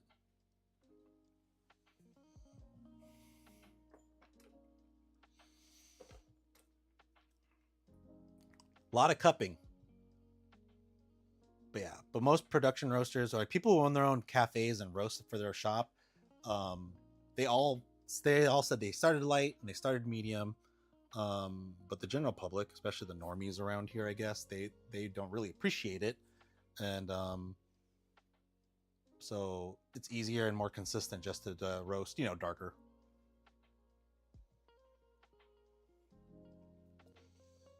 It doesn't help that our population here, especially in the Sacramento area, it's like we love coffee, when actuality is we love Dutch Brothers. We love we love all these like Vietnamese cafes that are like really bitter, shitty tasting like robusta shots of espresso drowned in condensed milk. There's one place though that like actually like they don't have like an espresso machine that looks like it's dying. Like they'll have like a what's that one brand? Astro. There's one Vietnamese shop that has like a decent espresso machine. It's not a Slayer. I think it's a LM. But there's another shop that I was getting it from, and they had this. I think it's called Astria, and holy crap, that thing looked like it needed Jesus. But yeah, it was terrible. It tasted all the shots that came out there tasted terrible.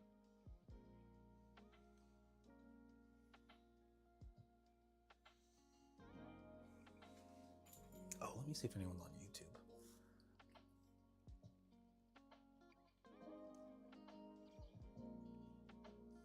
Nope. And I'm probably gonna make a video on how to just edit it down to a video for people. I feel like Seattle, what my family would say, is full of good places of coffee. I live in Sacramento, and we have a growing community of people doing like specialty coffee roasting. But I live on the outskirts, and there's only like me, the guy that owns Carpenter Coffee, and another guy roasting on Facebook. Everyone else is kind of just run of the mill coffee shops or boba tea shops.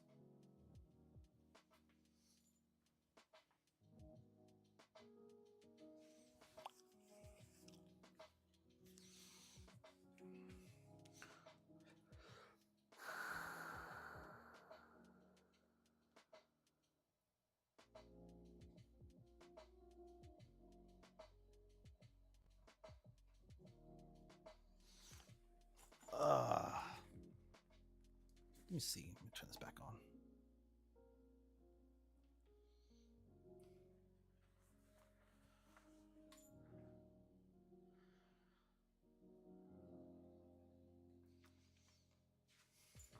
Oh, I should try pulling this off. Unplug it. Pull. Fuck.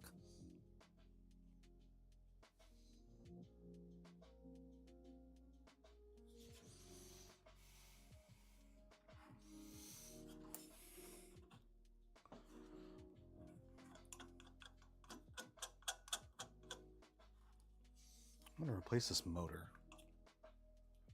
Actually, have time. 1:33. Maybe I'm gonna start getting the front off. I'll leave this here. I'm gonna continue with this build series on adding other stuff to it. Right now, keep it like that. Flip it around. Let's go see what's wrong with the bulb.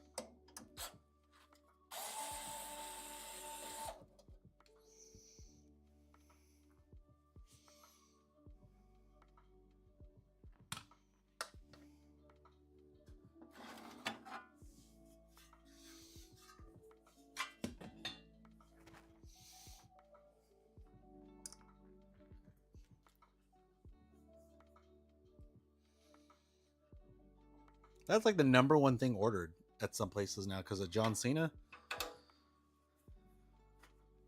Freaking cortados. Or no, flat whites. Sorry, flat whites is the one. Cortado, not the cortados.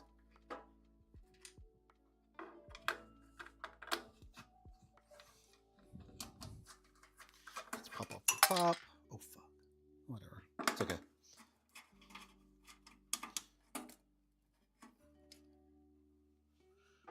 I felt like they picked up a lot of places around us sell flat whites now. Some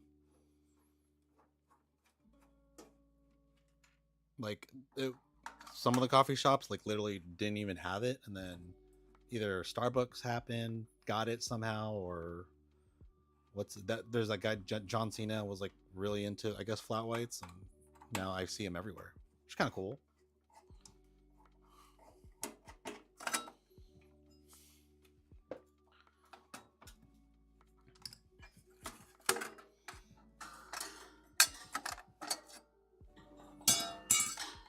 This off.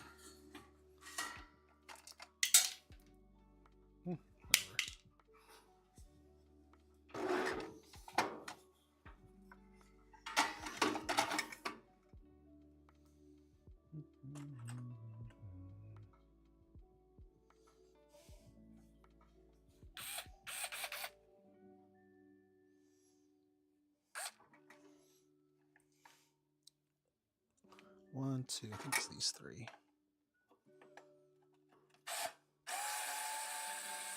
Yeah, that was brave of me. I shouldn't have done that, but I did. I should use the right bit.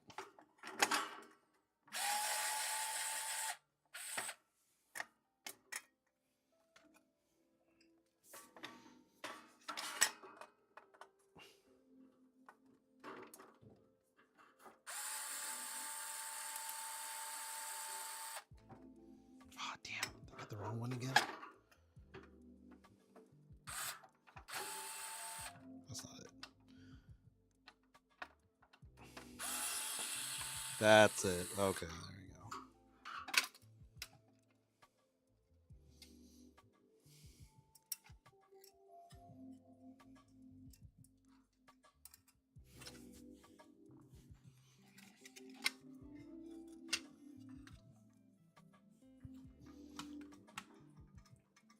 So I gotta remember when taking out the bulb, it's these three that you want. This one, and then there's one over here at the far right. So the farmost, not right, but the farmost corner one at the bottom, that's the one you want to pull out if you want to replace your lamp. Sorry, I'm gonna make a lamp video now with this.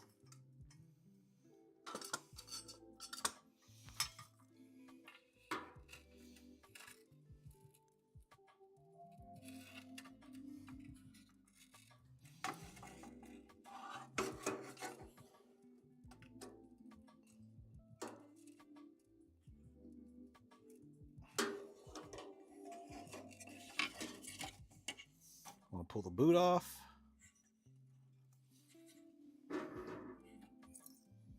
Oh yeah. That looks broken.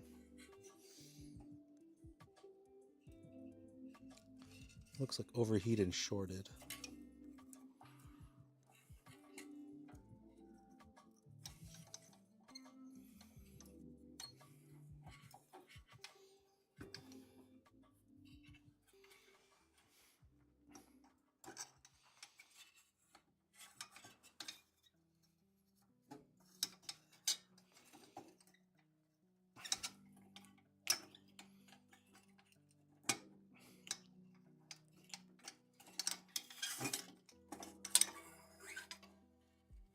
Yep. Yeah, this one's clearly broken. You can always tell it's a broken one because there's a part here that should be connected. And it usually blows off. And I want to say that's like when you have it preheat too long at 100%, it'll eventually just break off.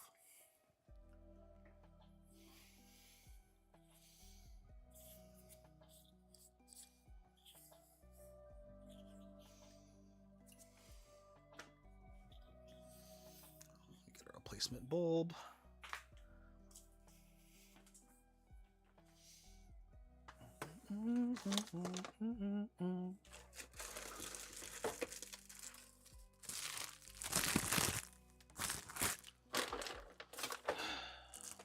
I put my replacement bulbs. Oh, I put them over here.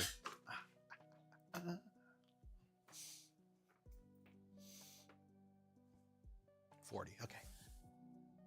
I got that out in record time. Bulbs. There we are. Can't believe they sent them bulbs like this to me. Like, what the fuck? The other place I bought this custom bulb. Where is it?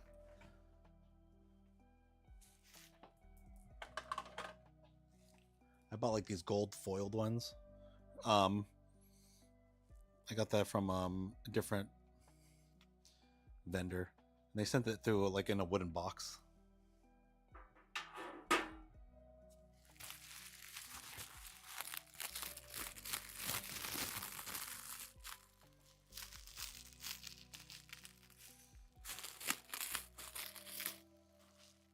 When I bought them, they're small order, so I think it was like $80 a bulb.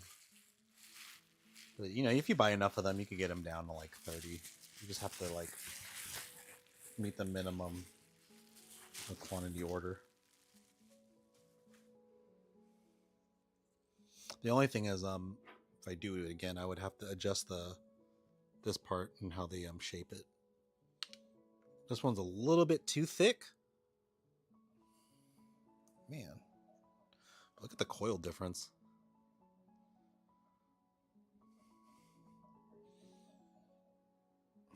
It just looks like a better quality one.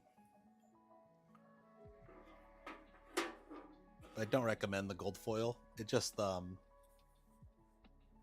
you could run it at a lower temperature, but you would burn the ever living shit out of your beans if you accidentally go to 100.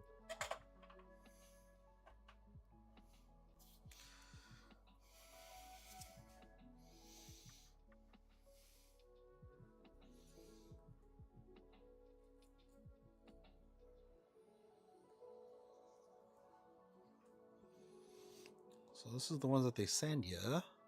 110, 1000 watts.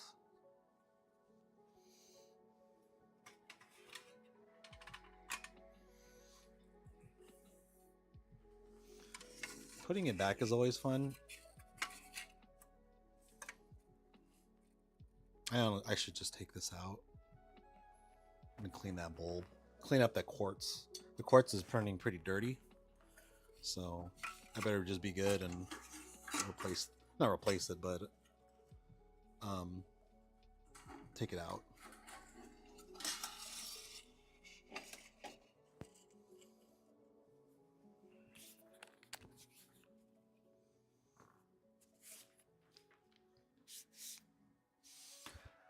If I could test the bulbs from Haha Sky, I'd order a batch because I want to try near infrared bulbs. because we're using far infrared right now, and then from Rubase to Haha Sky, they're claiming that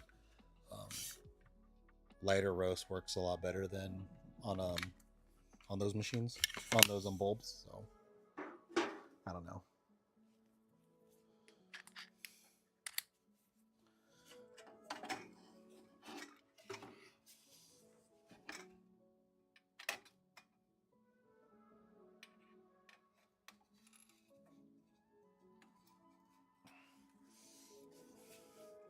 Okay, I gotta get an actual screwdriver.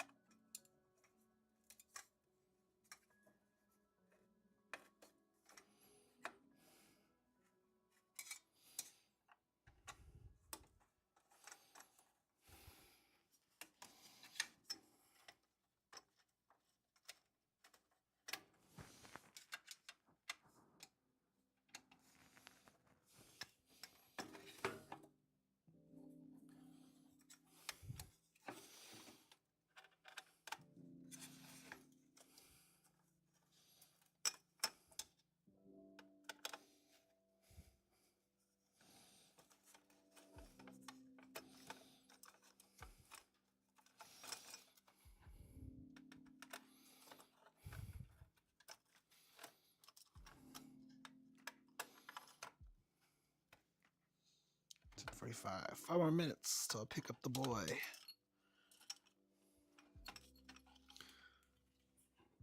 And when you take out this, like, when the bulb holder, don't lose those screws.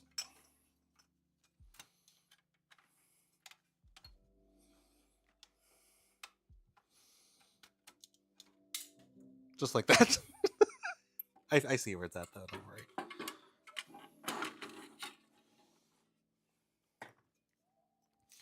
And here's the glass. Oh, it actually broke. I don't know if it broke. It just looks like a shitty cut. But here's the little lamp sheath. You can see where all the beans touch on top, and they kind of leave a little bit of tackiness there, which is why those beans get stuck on the flat side on there. It's really smooth when it starts, and then when you start roasting more and it gets more on top, like when the beans start piling on top of it, it'll start leaving like little marks of like pretty much just oil, and it makes it tacky, so it makes the beans stay on longer.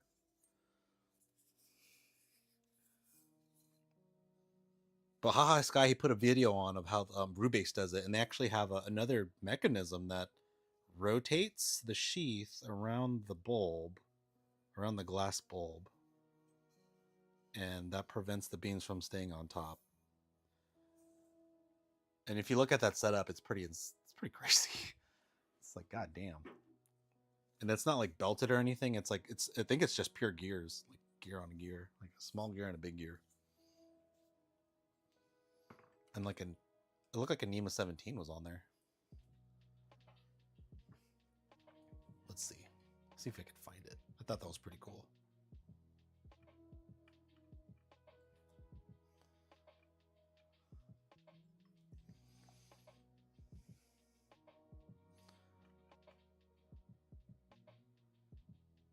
Chat.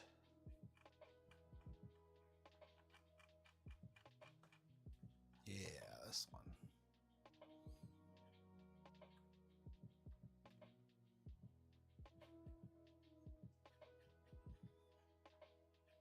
See if I can put it up somewhere.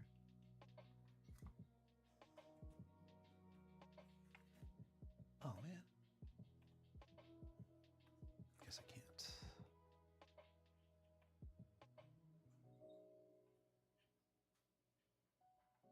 Let me play the video.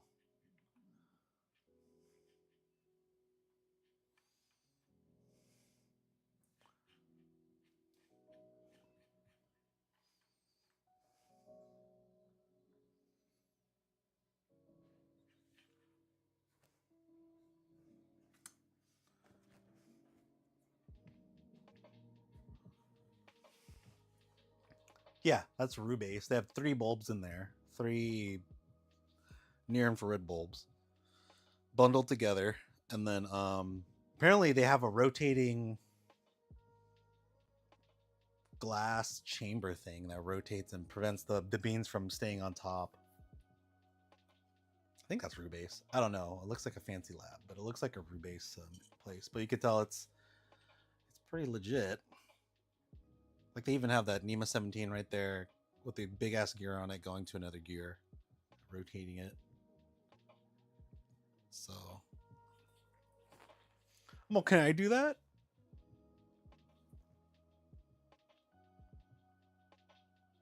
That's pretty cool.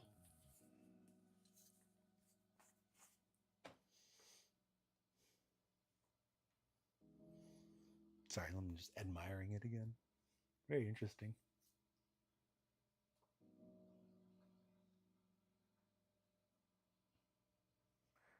And it looks like it's a lot more because we recently put holes. They not we. I have any say in it, but they recently put holes in here, and this used to be closed off. I wonder if they added the holes to kind of replicate what they're doing here, in terms of that. Rubase has more, definitely more air going through it, and I wonder if that helps with the bulb, like in terms of like length and longevity, because their bulbs last a long time. But it's also because the bulbs might be, the coils are a little bit different when you have a 220 volt coil versus a 110 volt coil. And when I mean coils, I mean these inside your, the coils inside of your lamp. And I think they're, I think those definitely last a lot longer than the 110 ones. 110 bulbs are a lot harder to make than the 220 ones. I know that. I know that was one of the big issues when I was forcing the guy to make the gold ones. He almost refused my order because he didn't want to do these bulbs in 110 at 1000 watts.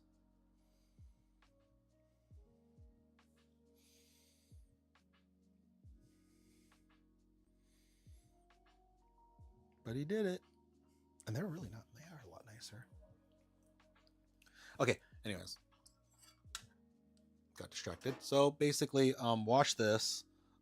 If you do break these, that's fine. They didn't have them before. I think it's mostly there for a safety issue.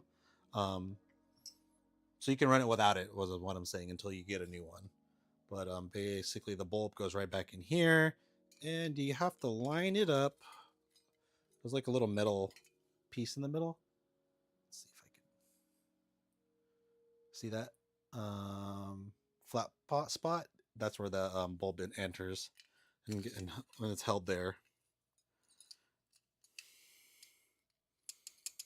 Wow, these are really loose now. Before, they were a lot tighter. They actually felt like a little bit of compression when you push them in. So maybe this one does it better.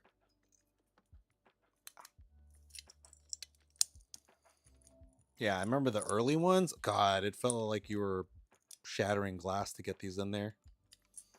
But they have added a little more wiggle room at the end. Yeah, this is too thick, and it won't really stay in there. This is the glass one I got.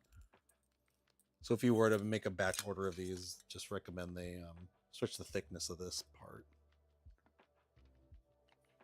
This end to fit into that little slot. Decrease the overall thickness. Because nowadays they're really loose. They used to be like perfect pressure fit. Like you would just drop them in, and it would hold, and you'd feel like a little bit of pressure, but not a lot.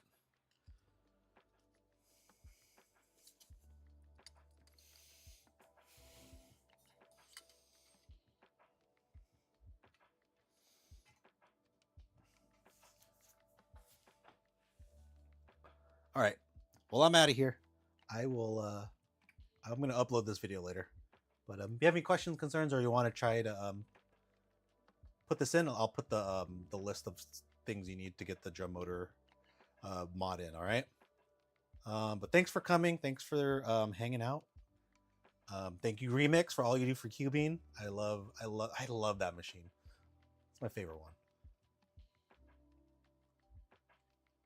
This is all just a joke now. This I just want to use my Cubing. I just want to do different roasts with it. Taste is a lot different. I'll have to send you some so you could like compare. We have to find a. We have to do a group roasting thing. All right, but I gotta go. I'll see you later. Bye.